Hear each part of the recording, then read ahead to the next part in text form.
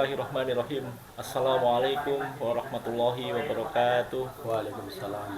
Alhamdulillahirabbil alamin. Alhamdulillah hamdan hasiran thayyiban mubarakan fi kama yuhibbu rabbuna wa yarda. Asyhadu alla ilaha illallah wa asyhadu anna Muhammadan abduhu wa rasuluh sallallahu alaihi wasallam wa ala alihi wa sahbihi. Amma ba'du. Ikhwatal iman, ikhwatal Islam, akramanallahu wa iyyakum. Semoga Allah senantiasa memuliakan kita semua. Baik, alhamdulillah pada kesempatan ini kita kembali melanjutkan seri podcast ya yang dulu sempat kita laksanakan. Malam hari ini alhamdulillahirabbil alamin saya kedatangan tamu yang cukup spesial. Nanti bisa kenalan sendiri, ngobrol sama beliau.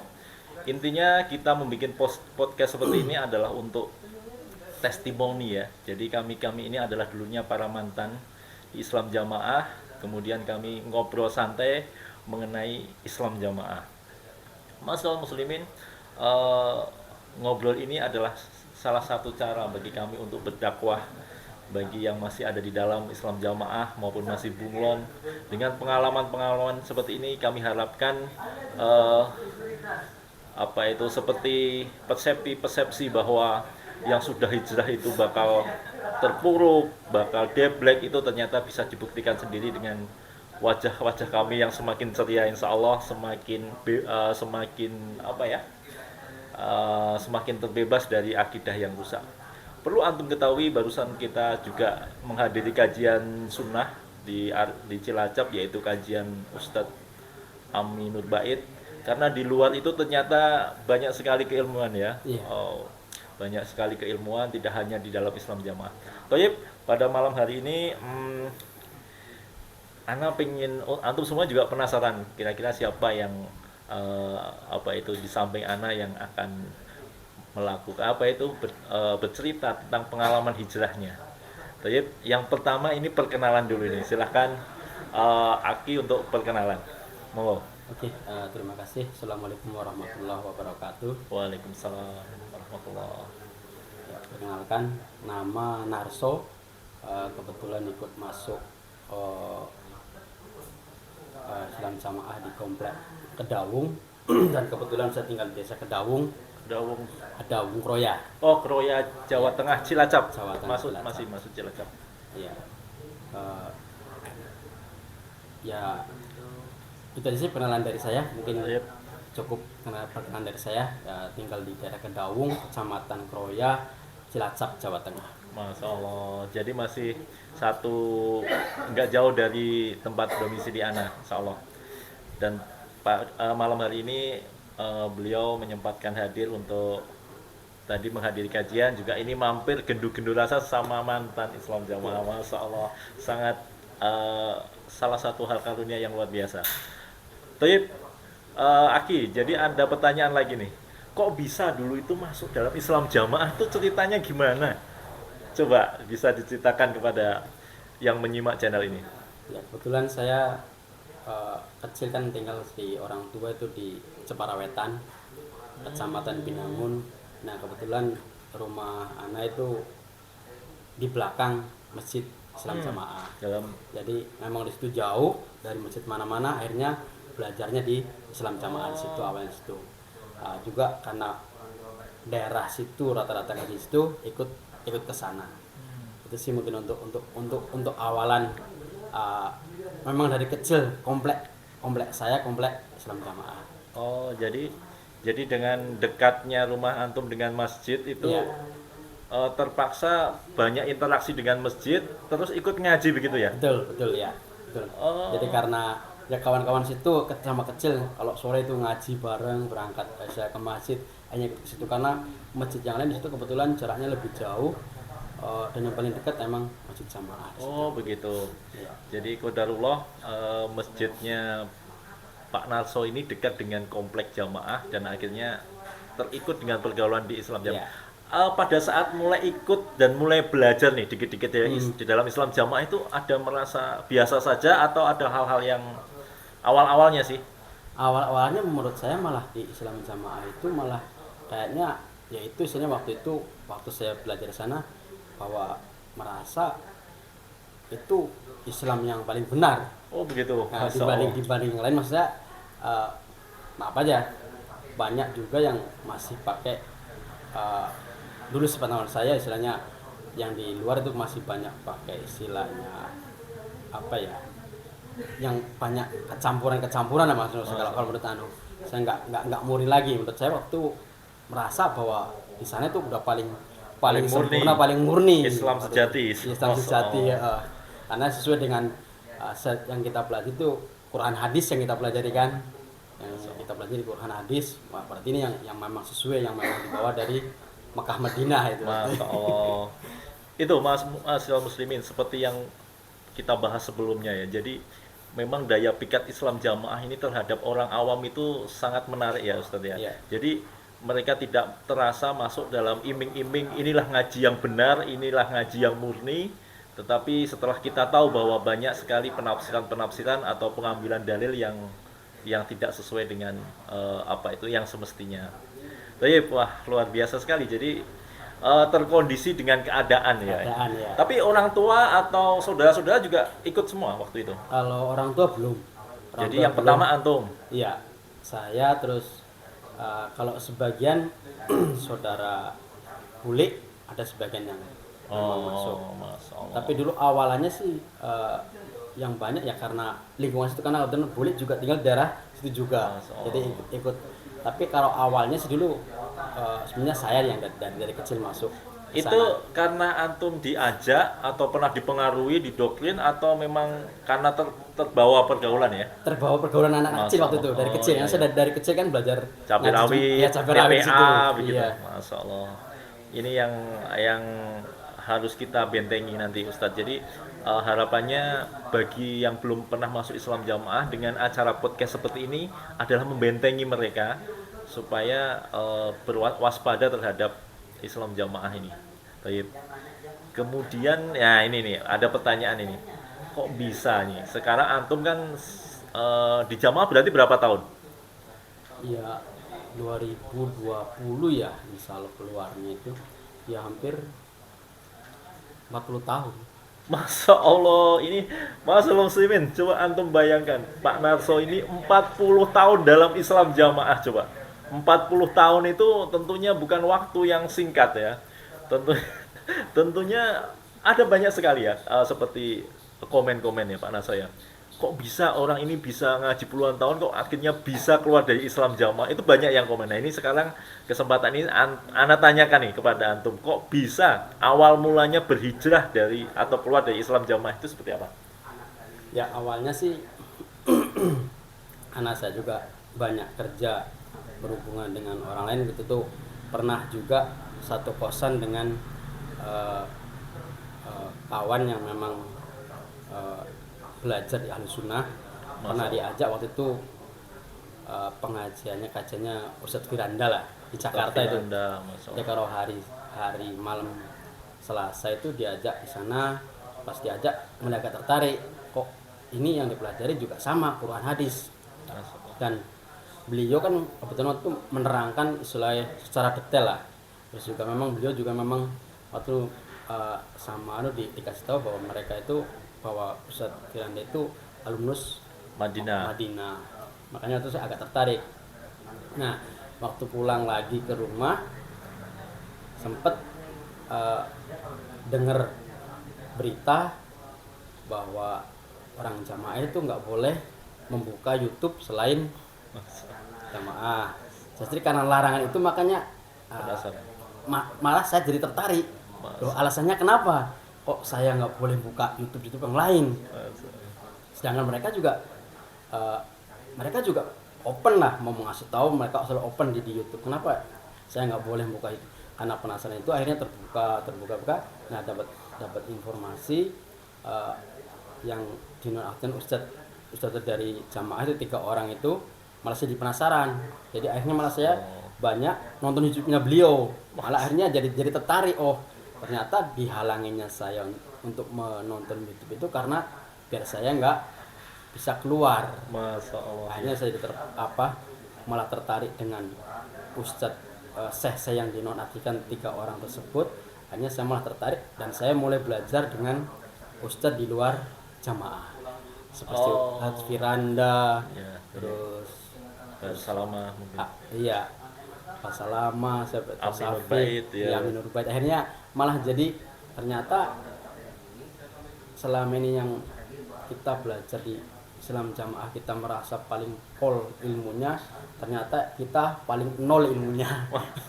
Oh, Iya, iya, ya itu akhirnya jadi sekarang merasa bahwa kita itu ilmunya ya nggak ada, ilmu agamanya nol sama sekali. So, makanya perlu banyak belajar lagi. Masya Allah. Jadi, Masyaallah muslimin, ini adalah salah satu strategi keimaman pusat yang memagari jamaah sekarang ini ya, tidak boleh mengakses video, tidak boleh membaca yang di luar. Tetapi ini justru yang terjadi sebaliknya. Pak Naso atau Aki Naso ini ternyata justru timbul rasa penasaran, ya, penasaran, keingintahuan ya, karena hakikatnya orang mencari ilmu kok ini kok dibatasi gitu, ditutupi. Jadi nggak boleh. beliau ini termasuk salah satu seperti akalnya itu jalan ya, atau tidak terdoktrin, dan dia memakai hati nurani. Jadi sesuatu yang ditutupi dan lain sebagainya itu patut kita curiga apakah memang benar atau justru malah yang sebaliknya ya, betul ya. Karena kebenaran yang sejati itu tidak takut untuk diuji, tidak takut untuk dibandingkan dengan hal yang lain. Masyaallah muslimin, itu perjalanan hijrah yang luar biasa yang tadi sempat antum semua juga sudah dengarkan. Nah, ini kemudian ada pertanyaan lagi. Kalau di dalam Islam Jamaah itu ternyata di selama 40 tahun ini dulu sempat ada dapukan atau ada apa? Maksudnya di dalam Islam Jamaah cepat jadi aktivis atau seperti apa? Ya kebetulan di Islam Jamaah karena saya waktu itu juga boleh dibilang kurang aktif karena terkendala pekerjaan, jadi rukyah biasa sih, Ya, rukyah biasa. masalah. Jadi belum sempat jadi pengurus lah, nggak sampai jadi pengurus. Masalah. Ya. Itulah pengalaman-pengalaman kita 40 tahun di dalam Islam Jamaah, seperti anak 33 tahun di dalam Islam Jamaah. Akhirnya kita bisa keluar, ini kita seperti apa ya, seperti gendu-gendu rasa ya. Iya. Seperti alumnus untuk apa itu, temu kangen begitu dengan alma mater yang sama. Masya Allah. Nah, ini Pak Naso, ini saya tanya nih, selama 40 tahun di dalam Islam Jamaah itu apa sih ajaran di dalam Islam Jamaah, atau kalau boleh kita sebutkan agak ini ya, agak to the point ya, kesesatan dalam Islam Jamaah menurut Pak Naso itu apa saja sehingga menyebabkan bisa berhijrah? Tahu? Yang waktu itu yang masih tanda tanya besar itu kenapa kita nggak boleh sholat di belakang selain imam jamaah. Ya. Yaitu istilahnya yang jadi ketika karena saya selalu merantau, ketika saya bekerja saya harus terbelenggu dengan sholat harus di Masjid di Jamaah. masjid. Bahkan Jumatan harus, kadang-kadang dulu saya pernah ngalamin Jumatan cuma 2 orang di kamar, padahal di luar sana istilahnya ada Jumatan umat muslim yang lebih banyak. Saya akhirnya Jumatan dengan cuma 2 orang, 3 orang di ruangan yang tertutup sekali. Terus sholat jamaah juga, kenapa sholat jamaah nggak boleh di tempat umum, di masjid umum, harus diulang lagi di sholat di masjid sendiri dan di imam sendiri. Itu yang utama sekali. Terus juga istilahnya terutama ke kita harus mengagungkan pengurus dibanding mengagungkan orang tua. Itu yang istilahnya jadi istilahnya kalau sekarang kita kan udah belajar agama sedikit, kita mengutamakan orang tua, jadi istilahnya mengabdi sama orang tua selama orang tua masih ada. Kalau dulu istilahnya kita yang penting taat pengurus, udah pokoknya dijamin masuk surga. Nah, ini yang penasaran, ini Ana juga penasaran, lebih taat pengurus dibanding orang tua itu contoh sepelenya apa ya? Ya contoh kayak misalkan kayak pembelaan diutamakan, membela ke ya yang rutin itu bayar dulu.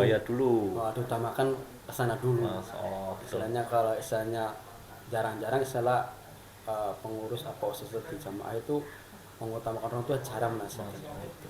Tapi Masyaallah muslimin, ini adalah curahan hati seseorang yang sangat jujur sekali. Jadi ini benar-benar yang terjadi dalam Islam Jamaah. Jadi Beliau tadi menyampaikan bahwa menetapi agama di Islam jamaah ini sulit ya. Mau Jumatan sulit, mau sholat saja dibikin sulit ya. Sholat saja tidak boleh di belakang imam yang bukan jamaah. Padahal setelah kita tahu dalilnya, as-sholatul mafruḍah, apa itu, wajibun ala kulli muslim baron kana au fajiron. Ya, sholat sudah ditegakkan, kita wajib mengikutinya walaupun imamnya itu baron kana au fajiron. Imamnya bagus atau bahkan fajir, kita wajib mengikuti imam tersebut. Nah, alhamdulillah sudah bisa berhijrah. Salah satu yang disampaikan tadi juga mengutamakan pengurus daripada apa itu istilahnya yang lain, you know. Ini juga salah satu bentuk kesesatan. Akhirnya Pak Naso bisa berhijrah ya, Masya Allah, dengan logika yang apa itu jalan, kemudian hati nurani, akhirnya bisa membongkar doktrin yang ada di dalam Islam jamaah. Masya Allah, barakallahu fikum. Nah, ini satu pertanyaan lagi nih, coba. Pengalaman apa atau apa yang dirasakan setelah berhijrah ini? Setelah berhijrah, ibaratnya saya merasa nggak terkekang, bukan berarti saya bebas, istilahnya nggak sesuai dengan ajaran Islam. Terkekang dalam artian saya mau, ketika saya di perjalanan saya mau sholat, saya bisa sholat di mana saja. Ketika terdengar azan, saya bisa berhenti di mana aja, di masjid mana aja. Kalau dulu ketika dalam perjalanan, apalagi tempat jauh, saya harus mencari, apalagi Jumatan ya, harus mencari masjid jamaah sampai istilahnya sampai susah. Kalau istilahnya nggak sampai ketemu, mending nggak usah Jumatan. Ya istilahnya apalagi kayak kadang-kadang dengar azan pun kita masih bukan masjidnya jamaah, misalnya nanti aja sholatnya. Kalau sekarang kita kan dalam perjalanan dengar azan langsung berhenti, bisa sholat di mana aja. Coba kalau ada kesan seperti ini, nanti teman-teman yang masih dalam Islam jamaah itu gini, nanti setelah keluar dari jamaah itu ngajine piye. Nah ini coba sekarang Pak Nasowi sudah hijrah, apa yang dirasakan atau keilmuan di luar jamaah Islam jamaah itu seperti apa sih? Ya, yang saya pelajari, kan saya juga kebetulan kerjanya agak terbatas dengan kondisi sinyal. Kalau juga jauh dari daratan kan ya. Ketika darat saya bisa mungkin download YouTube dari Ustaz Sunnah, dan setelah misalkan dari berlayar, saya akan mulai membuka, saya simpan dulu. Nah kalau dulu di dalam jamaah kan kita harus nggak boleh, apalagi nonton di YouTube istilahnya, kita harus datang langsung sambung istilahnya waktu tentukan dengan masjid yang ditentukan, nggak bisa tempat umum. Kalau sekarang kita bisa belajar ke ustadz siapapun, yang penting sesuai dengan sunnah, itu istilahnya bebas. Jadi malah saya plong istilahnya kan, malah dengan istilahnya keluar dari jamaah itu saya merasa satu, kita nggak ada apa-apanya di ilmu agama kita. Dengan ilmu di luar tuh banyak sekali, ustadz kita banyak sekali yang istilahnya alumni dari Mekah Madinah, misalnya ilmunya lebih mumpuni. Saya dengan doktrin selama di jamaah ilmunya itu aja, pokoknya itu aja udah, pokoknya yang penting hafal itu udah pokoknya masuk surga lah. Kalau di luar kan istilahnya ya ilmu agamanya lebih luas ya. Lebih luas. Belajarnya pun tempatnya lebih luas sekali. Bahkan 40 tahun itu merasa kita salah kurikulum atau salah pendidikan begitu ya kayaknya. Iya. Sehingga begitu kita hijrah itu kita malah merasa ilmunya belum banyak begitu ya. Padahal sudah 40 tahun. 40 tahun ya. Malah istilahnya ketika kita keluar, kita ini kayak mulai dari nol. Mulai dari nol, kita nggak punya ilmu agama sama sekali.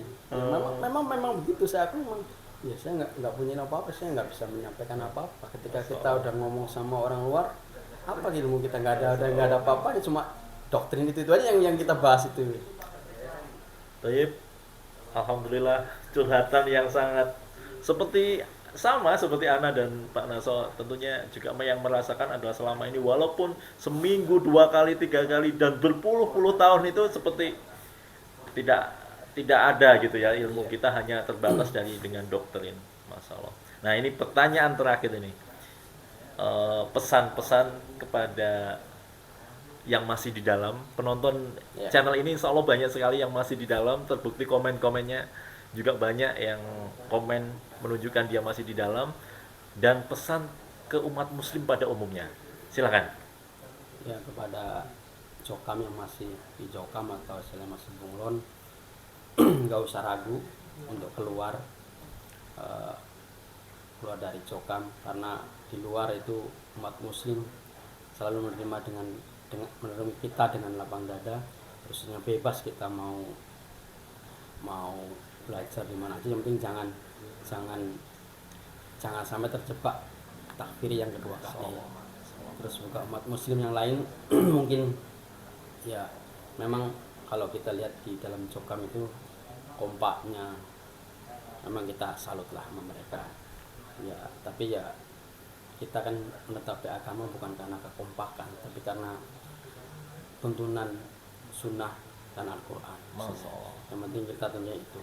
Kalau dalam Jokam memang yang dipelajari memang Quran hadis, tapi banyak pemaknaan yang nggak sesuai dan maknanya yang disesuaikan dengan pemahaman mereka. Jadi ya hati-hati aja hasilnya. Memang kalau dilihat dari luar memang yang mungkin belum kenal Jokam, seolah-olah di Jokam itu apa ya, Bagus, murni. bagus belajarnya Quran hadis, terus kompaknya bagus, terus gotong royongnya juga bagus. Tapi ya tujuan kita belajar agama kan bukan itu. Tujuan kita biasanya bisa belajar agama, bisa terbebas dari takfiri, dari bid'ah. Kita belajar agama sudah dengan sunnah. Mungkin itu aja sih. Masya Allah, alhamdulillah, syukron, jazakallah khairan atas pencerahannya. Semoga testimoni ini atau ungkapan hati seorang mantan ya. Ini benar-benar curhatan. Beliau sangat natural sekali dalam menyampaikan, kemudian yang benar-benar juga hampir sama. Setiap mantan itu kayaknya historinya juga hampir sama, tetapi lika-liku perjalanannya, sebabnya dia masuk ke dalam Islam jamaah itu bervariasi sekali. Mungkin itu ma'asyiral muslimin untuk sekedar ngobrol dengan Pak Narso. Perlu diketahui bahwa beliau ini kadang bekerjanya di lepas pantai ya. Iya. Jadi memang dengan pekerjaan yang seperti itu dan kondisi persyaratan di Islam jamaah yang harus sholat dengan sesama, kemudian apa itu Jumatan harus di tempat masjid jamaah, itu sangat menyusahkan. Padahal Allah dan Rasulnya sudah banyak sekali memberi keringanan ya. Adinun yusun, agama itu mudah. Itu mungkin podcast kita pada malam hari ini. Semoga dapat menjadi pencerahan kepada antum semua yang menyimak channel ini. Wassallallahu ala Muhammad wa ala alihi washabbihi wasallam. Wa akhiru da'wana anilhamdulillahi rabbil alamin. Subhanaka wa bihamdika asyhadu alla ilaha illa anta astaghfiruka wa atubu ilaik. Wassalamualaikum warahmatullahi wabarakatuh. Waalaikumsalam warahmatullahi wabarakatuh.